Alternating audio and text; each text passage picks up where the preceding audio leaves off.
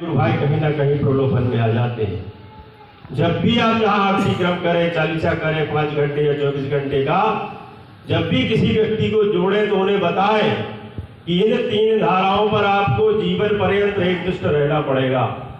अगर इन 3 धाराओं से अलग होकर जाते हो तो योगीराज शक्ति पुत्र सद्गुरुदेव जी भगवान के आशीर्वाद प्राप्त करने के आप अधिकारी नहीं हो।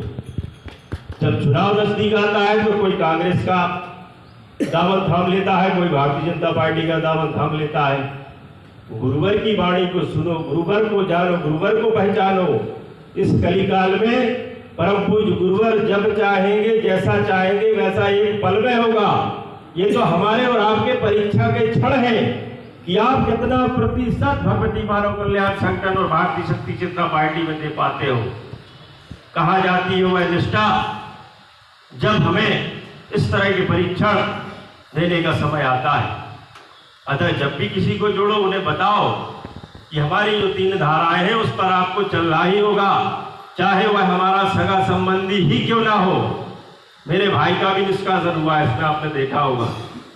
क्यों?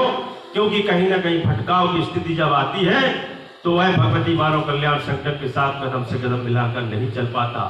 ये भौतिकता का क्या सुख देंगे वर्तमान की राजनेता?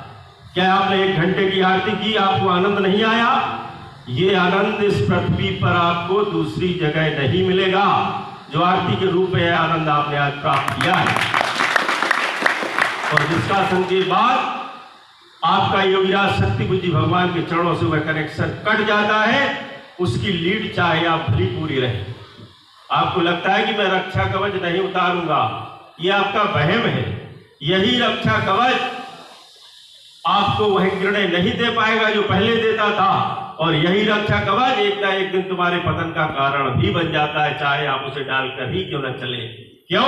क्योंकि निष्कासन के बाद हमारे पास कुछ नहीं बचता।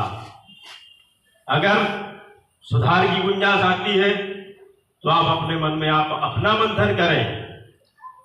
ये जानबूझकर नहीं किया गया कि किसी ने किसी पर थोप दिया हो कि भैया इन्होंने ऐसा किया। उनके प्रमाण हैं, तब जाकर परम पूज्य गुरुवर के चरणों से ये हुआ है। कहीं ना कहीं भाजपा का झंडा मिला, कांग्रेस का मिला, या आपने कहीं ना कहीं उन भ्रष्ट राजनेताओं का स्वागत किया, तब जाकर आज की स्थिति 40-45 लोगों पर यह सागर जिले के अंतर्गत कार्रवाई हुई है। हमें अपनी पूरी क्षमता के साथ समाज के बीच में कार्य करना है, क्योंकि जब तक परिवर्तन की इस यात्रा में हम अपना तन मन धन का समर्पण नहीं करेंगे, तब तक परिवर्तन समाज के बीच में नहीं आएगा। हमें भी एक बलिदानी शिष्य के रूप में हमें समाज के बीच में कार्य करना है। परम पूज्य गुरुवर से कुछ छुपा हुआ नहीं है। लाभ हानि, जीवन मरण, यश अपयश, ये तो विधि का विधान है। जैसा आप कर्म करोगे उसका फल तुम्हें निश्चित मिलेगा। अगर हमारे साथ कुछ गलत घटित हो रहा है तो निश्चित है कहीं ना कहीं हमने कुकर्म किए होंगे, और कहीं ना कहीं अगर अच्छा घटित हो रहा है तो प्रभु गुरुवर की कृपा से हमने अपने पुण्य अर्जित किए होंगे कि गुरुवर और माँ की कृपा हमारे साथ जुड़ती चली जाती है। पल पल का उपयोग गुरुवर ने बताया है।